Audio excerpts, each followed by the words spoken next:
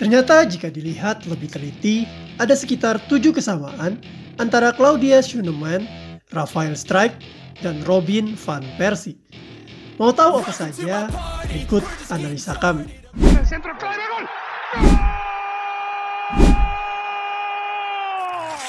Football Universe.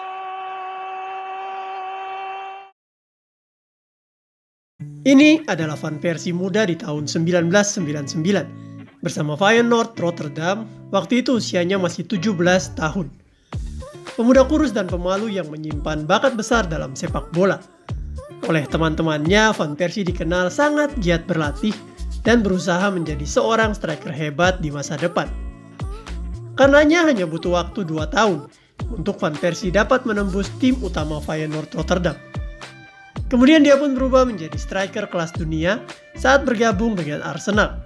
Hampir semua pelatih hebat di dunia memuji kemampuannya, dan dia berhasil menjadi salah satu legenda sepak bola dengan gol-gol spektakulernya. Manchester United dan Fenerbahce menjadi dua klub yang masih dapat merasakan keajaiban Van Persie di usia senjanya, sebelum dia kembali memutuskan untuk gantung sepatu bersama Feyenoord Rotterdam. Berbicara mengenai Van Persie, ada dua striker muda Indonesia yang memiliki style mirip dengan Van Persie.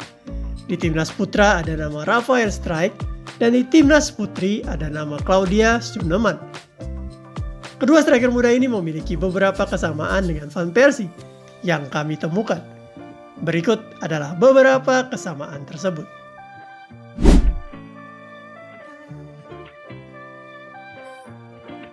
Jika melihat Van Persie di usia 16-19 tahun, kita pasti akan langsung tahu kalau dulunya Van Persie adalah pemuda yang kurus dan badannya tak terlalu proporsional sebagai seorang atlet sepak bola. Akan tetapi karena bakat luar biasanya, maka kekurangan bobot fisik seperti itu dapat perlahan tertutupi. Van Persie juga seiring berjalannya waktu mulai menambah berat badannya, sehingga terlihat lebih berisi dan proporsional. Hal ini juga sama dengan Rafael dan Claudia. Mereka berdua memiliki badan yang belum proporsional untuk ukuran seorang pemain sepak bola di usia mereka saat ini. Dalam beberapa pertandingan terlihat untuk adu body, kemudian balance dalam berlari, serta beberapa pergerakan core mereka masih belum sempurna karena fisik yang belum kokoh. Tetapi kedua pemain ini sangat menonjol teknik dasar sepak bolanya, sehingga masih terbantukan. Di masa depan, Rafael dan Claudia juga pasti akan terus membenahi fisiknya dan meningkatkan massa ototnya agar lebih proporsional seperti Van Persie.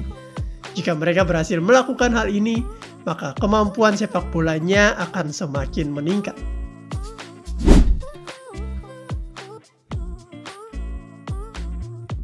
Hal berikutnya yang menjadi kesamaan tiga orang ini adalah tendangan voli mematikan dari luar kotak penalti.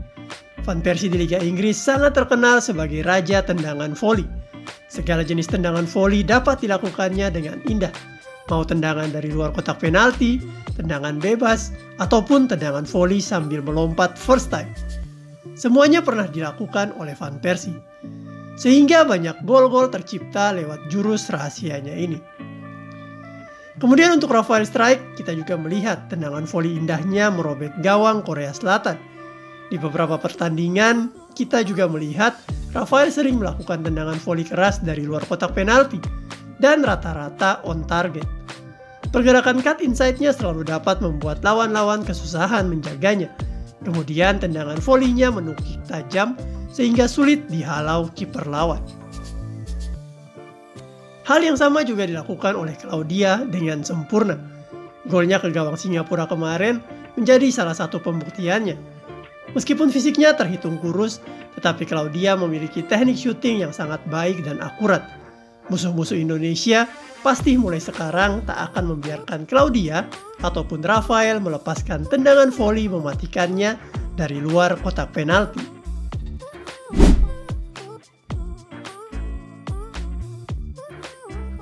Kesamaan Claudia dan Rafael dengan Van Persie juga adalah sama-sama suka mencetak gol tak terduga dan cantik. Bagi yang tahu dan pernah menyaksikan Van Persie beraksi, pasti setuju jika gol-golnya kadang tak terduga dan kadang sangat cantik. Salah satu gol ikonik Van Persie adalah saat dia memperkuat tim nasional Belanda di Piala Dunia Brazil 2014. Waktu itu dia mencetak gol sundulan yang sangat indah, dengan melompat menyambut umpan jauh dan menempatkan bola tersebut ke sudut yang sulit dijangkau kiper legendaris Spanyol, Iker Casillas. Kemudian kalau Claudia juga sama, ada beberapa golnya yang tak terduga, seperti gol tendangan keras saat melawan Thailand, maupun gol tendangan volinya saat menghadapi Singapura kemarin. Dan semua gol itu terlihat sangat cantik. Sedangkan Rafael Strijk juga membuktikan kemampuannya dalam mencetak gol lewat gol spektakulernya ke gawang Korea Selatan. Gol tendangan volinya juga sangat baik. Ditambah, dia juga mencetak gol kedua yang disebut gol tak terduga.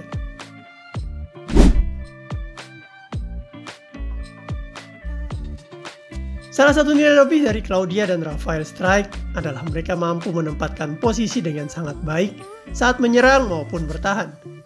Pada saat menyerang sudah pasti mereka akan mencari posisi yang paling aman agar jauh dari tekanan musuh. Tetapi jika musuh terus menekan jarak dekat, maka mereka pun akan sedikit turun ke belakang untuk menjemput bola. Hal ini memungkinkan musuh tertarik dan akan ada ruang di area dekat gawang yang dapat dimanfaatkan.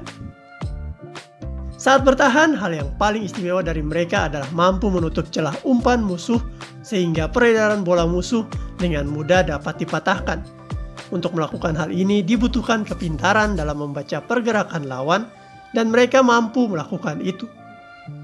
Van Persie juga demikian, dia sangat pintar dalam menyerang, tetapi saat bertahan, dia juga tahu di mana harus memutus serangan musuh.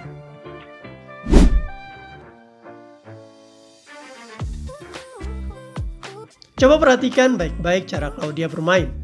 Dia bukanlah pemain yang malas kejar bola.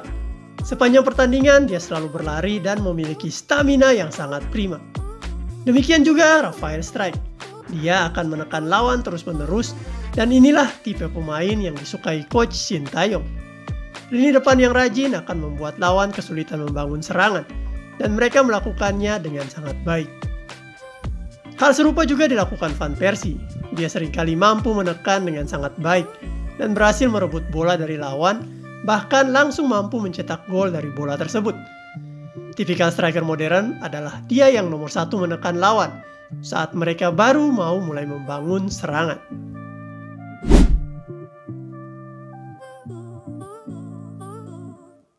Claudia dan Rafael Strijk, jika dilihat perkembangannya dari waktu ke waktu, selalu menunjukkan grafik yang positif.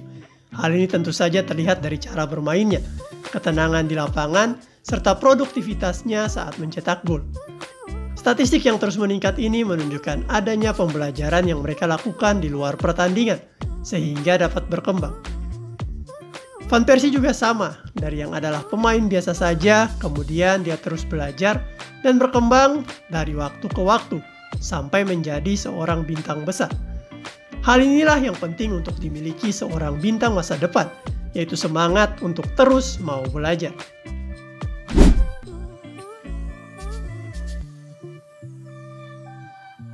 Walau sedang berada dalam masa-masa indah dan dipuja banyak fans saat ini, tetapi pemain-pemain ini tetap rendah hati. Tak terlalu berlebihan menunjukkan bahwa mereka hebat dan hanya beraksi super ketika berada di dalam lapangan. Attitude seperti ini jika dipertahankan terus akan menjadi hal yang sangat positif bagi perkembangan mereka. Van Persie sendiri juga melakukan hal yang sama. Ketika dia dibilang striker Belanda terhebat, dia masih bilang bahwa yang lebih hebat darinya banyak, seperti Patrick Kluivert, Van Nistelrooy, dan mentornya sendiri, Dennis Bergkamp. Demikianlah kesamaan striker baru Indonesia, Claudia Schoenemann dan Rafael Strijk dengan Robin van Persie. Semoga ke depan mereka dapat mengikuti jejaknya menjadi striker hebat di dunia. Maju terus sepak bola Indonesia.